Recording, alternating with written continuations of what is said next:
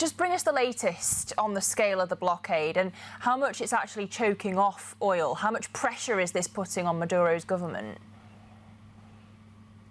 Well, this is putting a lot more pressure than it was just before. So for those just catching up, the Trump administration had basically taken a sanctioned oil tanker a bit back earlier this month, and that was seen as their operation. The blockade would be for sanctioned oil tankers. Not all of Venezuela's oil is sent on sanctioned tankers. There are a number of dark fleet vessels that have not been sanctioned by the U.S. Now, over the weekend, this has changed. The Trump administration boarded a vessel that was not sanctioned, and now they're pursuing another one that hasn't even loaded any crude yet. So this is certainly them trying to put a maximum pressure on companies to not be able to at least export or take any of Venezuela's crude that is sanctioned by the United States.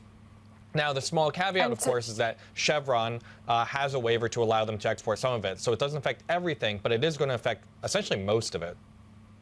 OK, so where does it leave oil prices in the context of oversupply pressures as the bigger picture?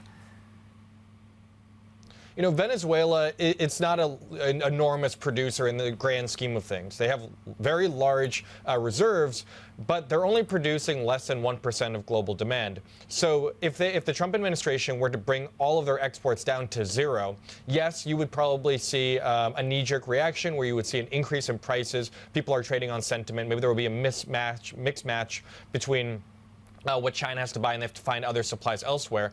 But in the grand scheme of things, it doesn't really affect the global supply balance because the market is facing quite a large oversupply going into 2026. Demand hasn't really increased more than that supply is being added to the market. OPEC Plus is adding barrels. U.S. supply is very strong. There are other countries as well adding more. And so when you look at the larger supply-demand balance, even if you remove these barrels, you might see an increase in prices for a few days, but we are going to be trending likely downward, according to banks and analysts, just because there's so much more supply than there is demand, especially going into next year.